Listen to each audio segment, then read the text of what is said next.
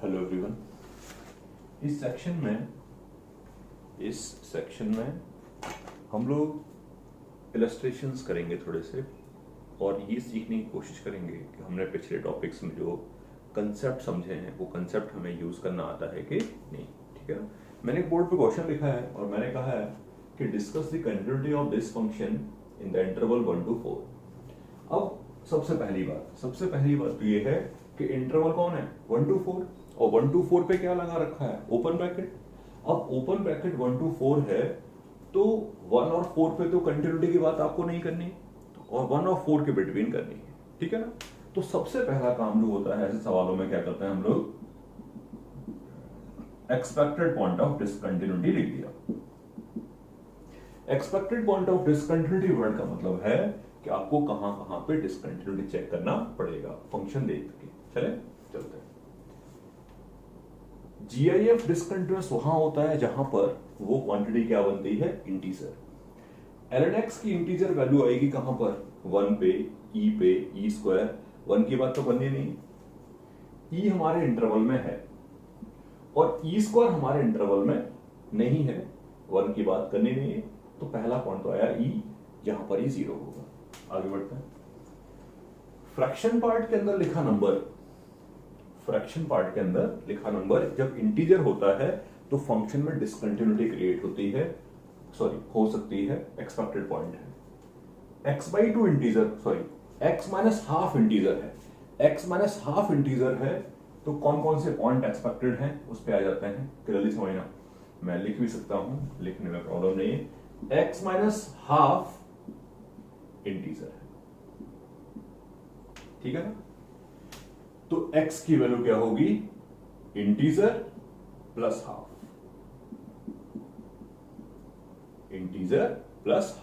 ठीक है ना। तो कौन कौन से पॉइंट्स होंगे वो देख लेते हैं, चलते हैं। तो पहला पॉइंट जो आया वो आया 3/2। लिसन टू मी, कोई कंफ्यूजन नहीं क्रिएट करना किसी टाइप का। कौन कौन से पॉइंट होंगे, हाफ हो गया, 3/2 हो गया, 5/2 हो गया, 7/2 हो गया, ऐसे पॉइंट्स होंगे।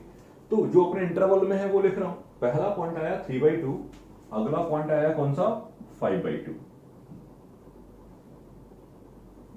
अगला आएगा 7/2, जिसकी बात आपको नहीं करनी है क्योंकि आप तो 1/3 की बात कर रहे हो। ठीक है ना।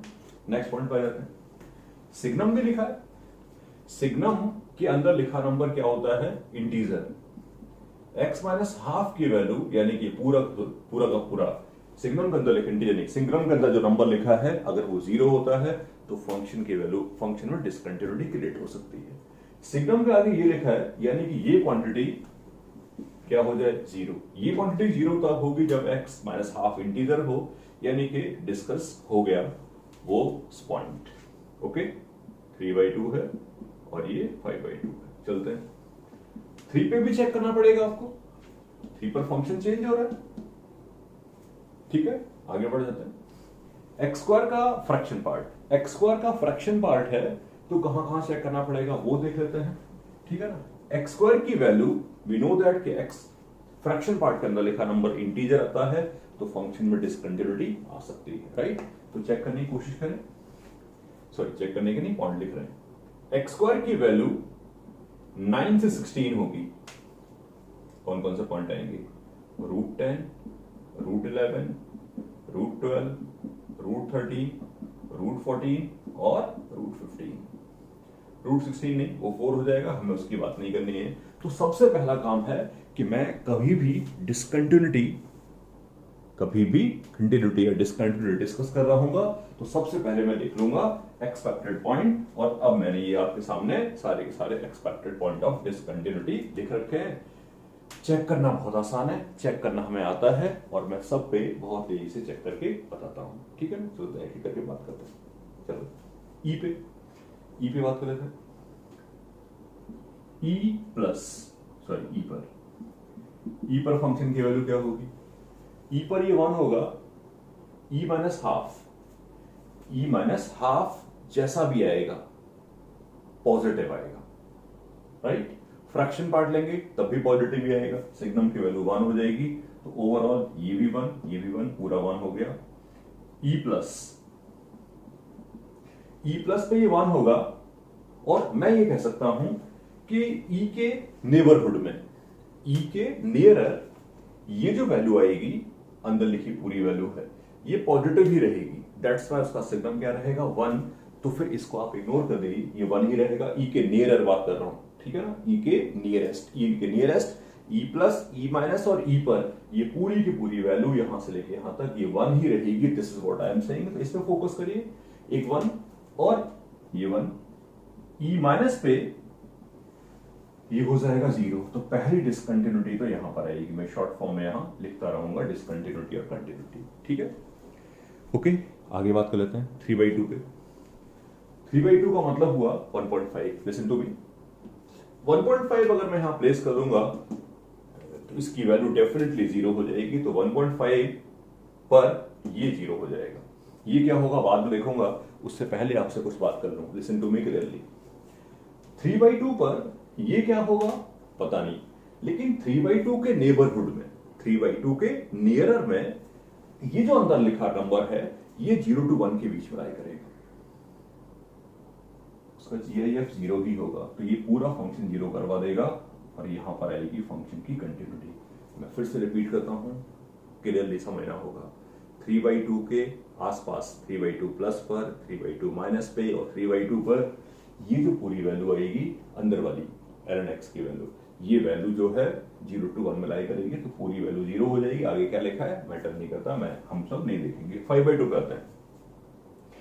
5/2 पर जब मैं पहुंचा, 5/2 का मतलब हुआ 2.5।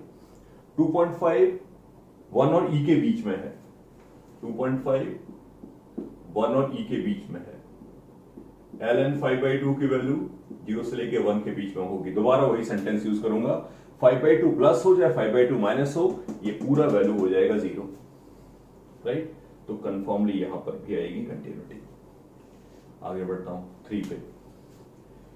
3 पे आ जाते हैं, f(3). 3 पर फंक्शन की वैल्यू क्या है, 3 पर ये पूरा 1 होगा।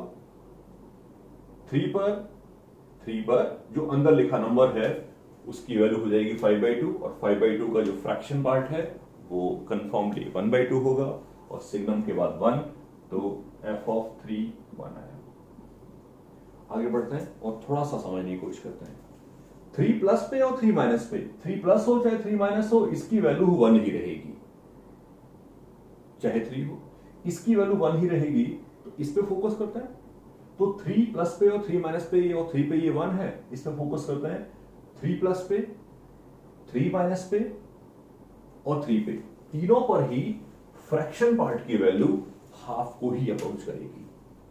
तो सिग्नम की वैल्यू 1 ही आएगी, यानी कि ये 1 कंफर्मली फंक्शन में, सॉरी एक मिस्टेक कर दी मैंने, मुझे 3 माइनस की बात, मुझे 3 प्लस पे की बात करनी, सॉरी मुझे 3 माइनस की बात करनी है, प्लस की बात नहीं। प्लस की बात तो सॉरी इससे होगी, खैर 3 माइनस की बात कर रहा था। 3 पर तो वैल्यू 1 होगी, 3 पर तो वैल्यू 1 होगी। कैसे हुई वो क्लियर है, 3 पर ये 1 होगा, 3 पे 1 होगा। 3 माइनस पे इसकी वैल्यू 1 होगी और 3 माइनस पे ये भी 1 होगा, यानी कि 3 माइनस पे ये 1 आ गया।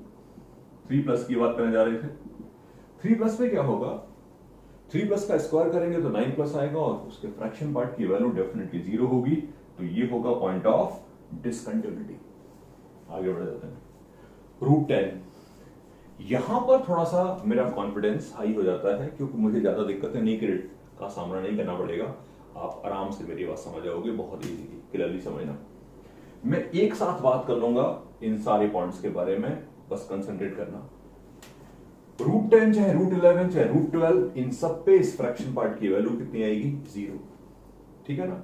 √10 प्लस पे भी 0, लेकिन √10 माइनस पे इसकी वैल्यू 1 होगी। मैं √10 की बात कर रहा हूं लेकिन जनरलाइज कर रहा हूं। मैं कह रहा हूं √10 पे इसकी वैल्यू होगी 0, √10 प्लस पे 0, क्योंकि √10 का स्क्वायर करेंगे तो 10 से थोड़ा ज्यादा आएगा, लेकिन फ्रैक्शन पार्ट 0 को अप्रोच करेगा।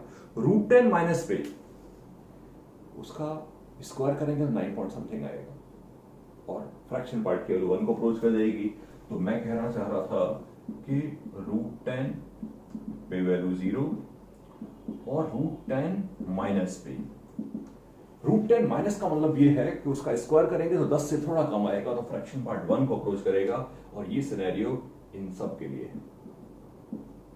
तो पूरे क्वेश्चन में हमने ये सीखा कि फंक्शन की कंटिन्यूटी और डिसकंटिन्यूटी किस तरीके से यहां पर अफेक्ट करेगी, किस तरीके से यहां डिस्कस होगी। कोई प्रॉब्लम वाला केस नहीं है, ठीक है ना।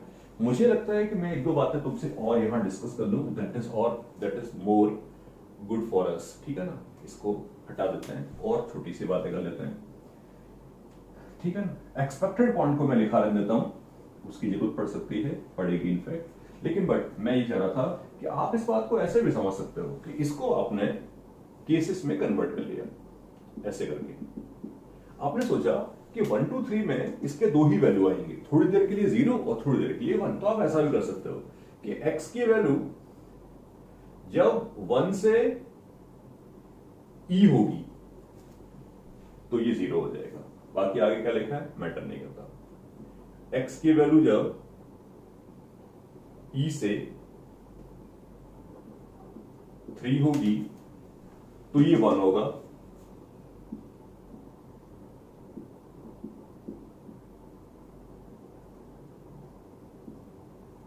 और इससे कुछ नहीं कहा। जस्ट तो मैं इस बात का आइडिया दे रहा हूं कि you can also think in this way कि जब भी कभी कुछ ऐसा हो रहा है, अब ऐसा होगा कि नहीं होगा, ऐसा हर क्वेश्चन में कर पाएंगे नहीं कर पाएंगे वो सब मैटर नहीं है मेरा, हाँ, लेकिन उसको सीखने की कोशिश करो, उसको ऐसे करके कर लीजिए।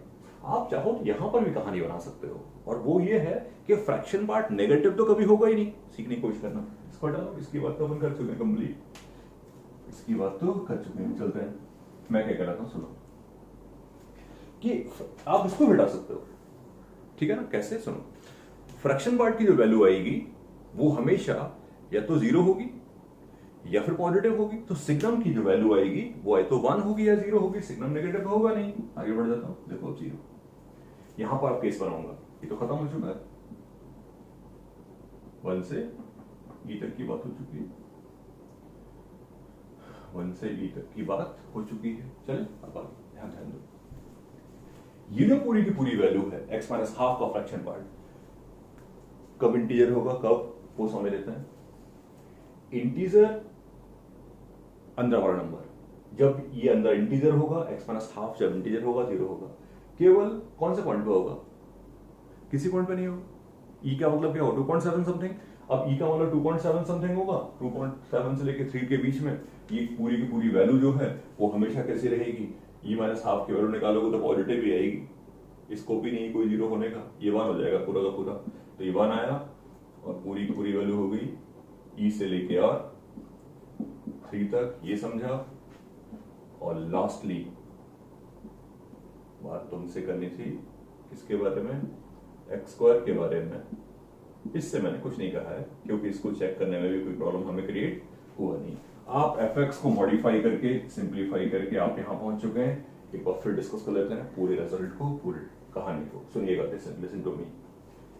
कंटिन्यूअस, पिछली बार बात करने का तरीका और था, अभी बात करने का तरीका माइन्यूटली डिफरेंस है। कंटिन्यूअस इन दिस इंटरवल, ई पर डिसकंटिन्यूटी क्रिएट हो गई क्योंकि ई पर फंक्शन चेंज हो रहा है और ई पे वैल्यू 1 है, ई प्लस और ई माइनस पे वैल्यू अलग अलग है, राइट। अगला पॉइंट 3 पे डिसकंटिन्यूटी क्रिएट हो गई थी, मुझे अच्छे से पता है, जहां तक मुझे याद है मैंने आंसर जिसका लिखा था वो लिखा था 3/2 पे और 5/2 पे, दोनों पर ही कंटिन्यूटी आ रहा था। 3/2 पे भी 5/2 पे भी कंटिन्यूटी आ रही थी, 1 पे मुझे चेक करना नहीं था, बाकी सारे पॉइंट पुराने वाले ही हैं, करेक्ट। तो कोई भी सवाल मेरे पास आ रहा है किसी भी तरीके से, कहीं पर भी बात चल रही है इस डिस्कशन की कि किसी इंटरवल में बात करनी है, तो चीजें बहुत सारी पॉसिबल हैं। जैसे पहली बार मैंने एक्सपेक्टेड पॉइंट लिख के देखा है, फिर आपको बताया यार केसेस बना डालो, केसेस भी बात हो सकती है, ठीक है ना। और बात कर लेते हैं एक दो क्वेश्चंस में, ठीक है ना। आई होप इसमें कुछ प्रॉब्लम क्रिएट नहीं रही होगी, एक दो एग्जांपल पे और डिस्कशन करेंगे हम लोग।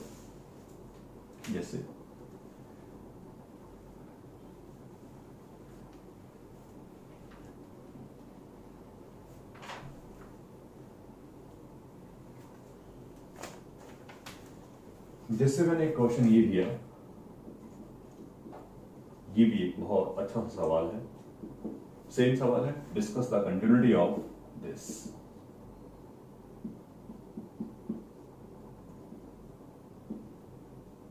जैसा कि मैं तुमसे कह चुका था, यहां पर पॉइंट नहीं गिवन है, पॉइंट नहीं गिवन है तो आपको कुछ सोचना पड़ेगा। Sine x is continuous, we know that, cos x is continuous, we again know that, लेकिन यहाँ कहानी कुछ अलग है, रैशनल और इरेशनल के लिए फंक्शन अलग अलग है। करेक्ट पॉइंट है।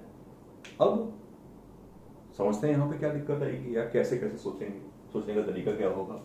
अब अगर मुझसे कोई ये कहे कि सर जीरो पे वैल्यू बताओ, मैं बता दूंगा। कोई मुझसे कहे जीरो प्लस पे वैल्यू बताओ, नहीं बता पाएंगे। वी डोंट नो कि what is zero plus. I mean to say zero plus rational है कि इरेशनल है, ये नहीं पता कि फंक्शन ये होगा कि ये होगा। तो ये एक अच्छा सवाल बन जाता है, ठीक है ना। बिल्कुल सेम थिंग, मुझसे कोई कहे सर वैल्यू बताओ √3 पे, पाई पे वैल्यू बताओ, पाई पे वैल्यू पता है, पाई पे फंक्शन ये होगा, इरेशनल।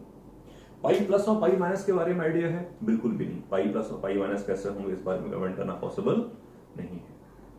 सवाल फिर भी बना है आपके सामने, समझ लेते हैं। अब अलग अलग नंबर्स की बात ना करते हुए मैं ऐसे सोचूंगा, मैंने एक नंबर लिया कि कोई रियल नंबर है और किसके पॉइंट पे बात कर रहा हूं, रियल सच है। मैंने 2 मिनट के लिए अजूम कर लिया है कि कैसा है, रैशनल। कि रैशनल है तो मुझे क्लैरिटी है कि एफ ऑफ के की वैल्यू साइन की आएगी, कि प्लस पे वैल्यू क्या होगी, कि माइनस पे वैल्यू क्या होगी नहीं पता। मैं कह सकता हूं साइन के होगी या फिर कॉस के होगी, इसकी वैल्यू भी या तो साइन के होगी या कॉस के होगी। मैं और आप सब कभी नहीं बता पाएंगे कि इसकी वैल्यू बेसिकली क्या होगी। लेकिन इंटरेस्टिंग पॉइंट यह है कि आप ये सोचो कि क्या होगा अब अगर यहां इरेशनल लिखा होता तो यहां कॉस के आता, और यहां पर तो हमारा सेम पुराना वाला कंफ्यूजन है कि रैशनल है कि इरेशनल है, लेकिन यहां पक्का कॉस के लिखा होता। What about the continuity? एक चीज क्लियर है, अगर साइन के और कॉस के बराबर हो जाए, लिसन टू मी, अगर साइन के और कॉस के बराबर हो गए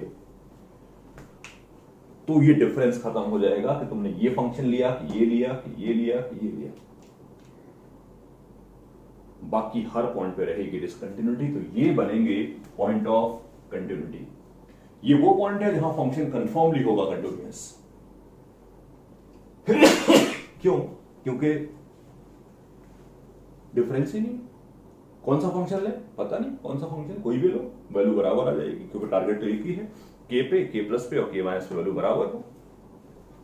ये वो पॉइंट है, यू नो दैट कि व्हाट इज के वैल्यू कितनी होगी, एक 10 के ऐसे सॉल्व कर देते हैं, ट्रिग्नोमेट्रिक इक्वेशन है, 10 के 1 है तो के की वैल्यू आती है n pi plus pi by 4, N integer है।